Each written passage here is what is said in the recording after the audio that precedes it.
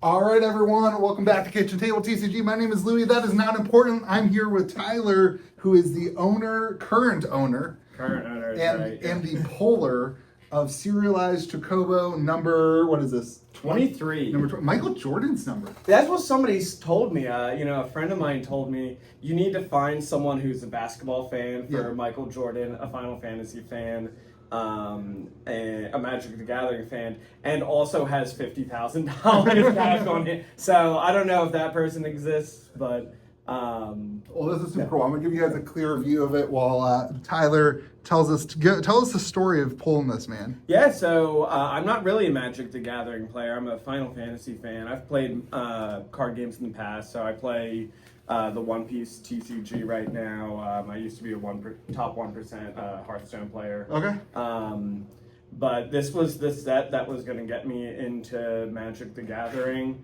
I walked into the boardroom here in South Charleston. Shout out to my competitor, the boardroom. Yeah. Everyone there is super cool. I like going there. I bought 3 collector boosters pack. I didn't even buy the box. I just bought 3 packs. Third pack, I opened it. So you open the first 2 packs, you open the third pack, you pull it. If you wouldn't have picked up that third pack. Yeah, that's the wild part is somebody in that store was going to pull it. Was there anybody standing in line behind you? Yeah, I couldn't tell you who they were. But there was like 1 or 2 people standing in line behind me. But I think they had they came in, bought their packs, and left. Like I was there for the pre-release. Right. So so that was cool. So this was your first Magic the Gathering event ever. I never played Magic before. Yeah. Didn't own a card before? No. Wow. So this was your first Magic the Gathering event. Final Fantasy fan, had some previous TCG background, play Magic for the first time, and you will never ever have I can't beat it. Yeah, that's crazy. It is all downhill. Yeah. So then, what was your process like? What did you do after you pulled it? You're in the store at pre-release. It hasn't started yet. So yes, in the store at pre-release.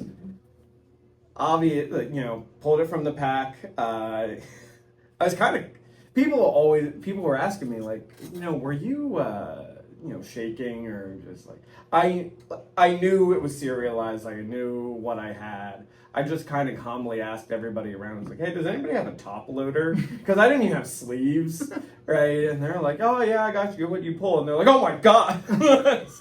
So it was a very kind of surreal experience, and I let everybody take pictures of the card. I didn't want them to take pictures with the card because that's a little different. Right. But everyone was cool there. As more and more people kept coming in and were like, oh, I heard you pulled a card. It's like, sir, I don't know who you are. So I called my buddy and he took it away from the place just because you never know. And then you played in pre-release? Yeah, then I still played in the pre-release. I was there to play, right? I was not there to get the card and then leave. So as you get a pair across from somebody, did every single person be like, dude, tell me about the card? Or did people that's kind of what it was like. Yeah. And I had really technical questions about some of the rules. It's like, so what does surveil mean? And they're like, what? People are they were looking at me totally like I was pulling their leg or something. I was like, no, I seriously have no idea what that keyword means. Then I, next day...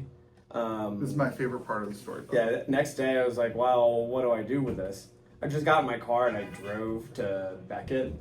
So that was a 16-hour drive. So to get it graded, you got in your car. We're in West Virginia, for those of you wondering. Got in his car and drove all the way to Plano or whatever, Texas. You said 16-hour drive. 16-hour drive. I stopped halfway in Arkansas. Okay. Which is a place to stop, I guess. Right. Stopped there and walked into Beckett and Beckett headquarters. You didn't call them before. Didn't call them. Didn't do any of the paperwork. Do nothing. Headquarters. Walk into Beckett. A guy, the clerk at the front, and maybe he's not a clerk now. I don't know what it was, but he was the guy who let me in. Probably security. I mean, they walked me past several key cards. It was a secure building, so if you send your stuff to get graded there, couldn't recommend anywhere else. Like great service. I walk in and I was like, hey, I'm here to get a Magic card graded.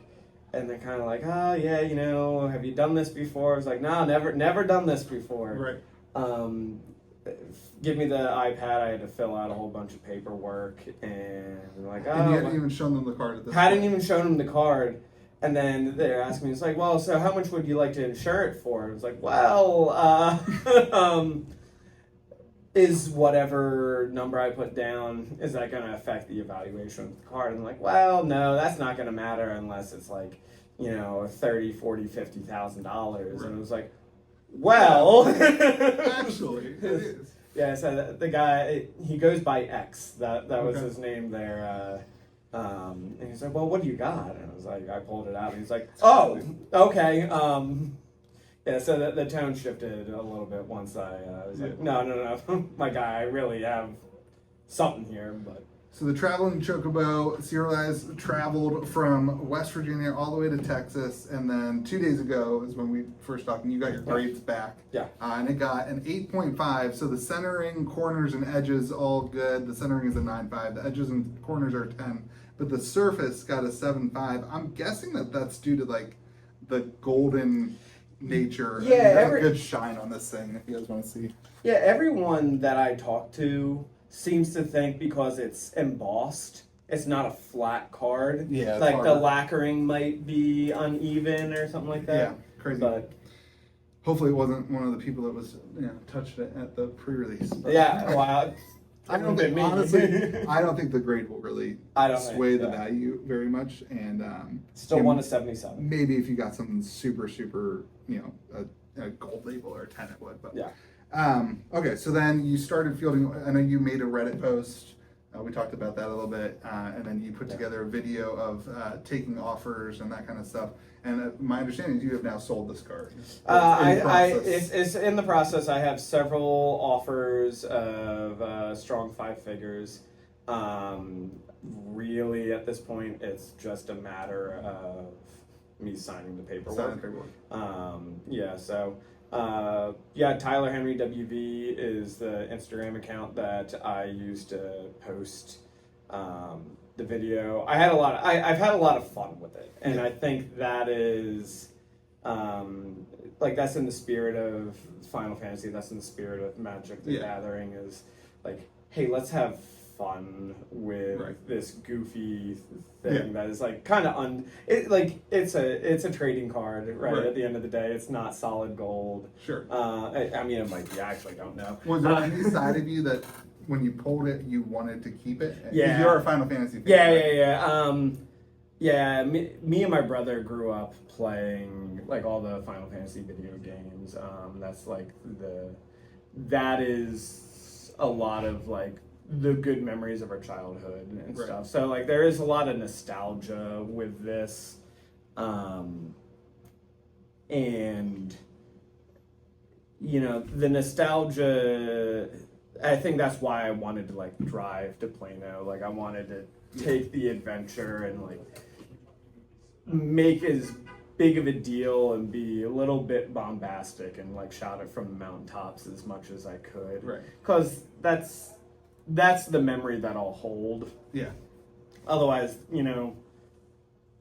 I'm not a Magic collector. Right.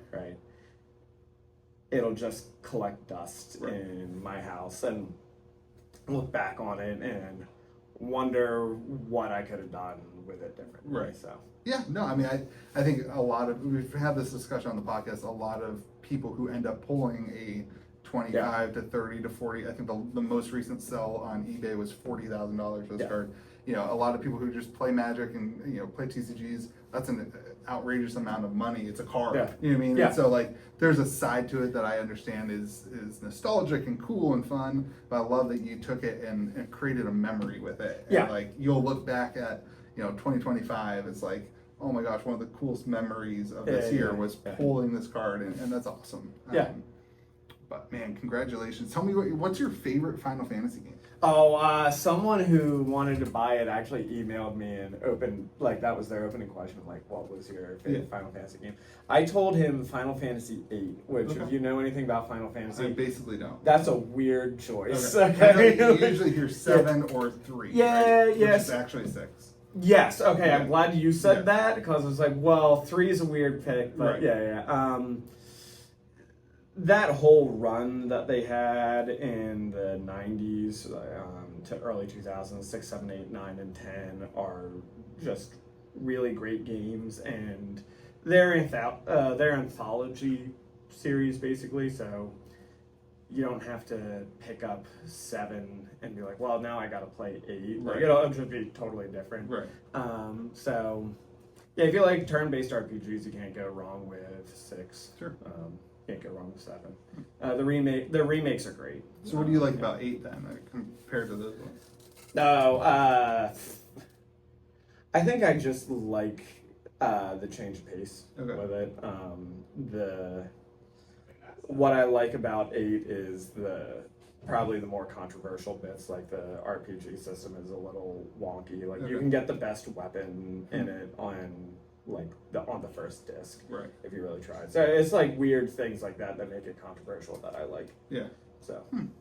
Cool. Well, can I ask you what you plan to do with the strong 5-figure offer? Yeah, you can ask. I haven't decided yet. Okay. Like, this has been going so fast that, I'm sure I'll find something to do with the money, but, 10% over 28 years in the market sounds like pretty good. It's better than it's better than collecting dust in my in my room. Yeah, so I get it. Yeah. Well, I'm a big fan of when card games have major life things. We've helped people buy houses by buying collections. We've helped people do all sorts of stuff like that. So it's really fun to see a firsthand story of show up on a Friday night to play Magic and have a life change. Yeah. Maybe not life change event, but a major shift and major life. It's event. nice to have. Yeah. I'll find something productive to do with it. Right. So yeah, it's cool. Thanks for giving me the opportunity to kind of talk about it and share my story a little bit. Yeah. I hope it's a fun story that people find some enjoyment out of. So you are in basically contract with an offer. But if somebody wanted to be like, hey, if that falls through, where can they reach out? Yeah, they can reach out to me. Serious inquiries only. You can reach out to me at buymychocobo@gmail.com. You can reach out to me there. If I'm slow to get back, you can follow me on Instagram, Tyler Henry WV. Yeah.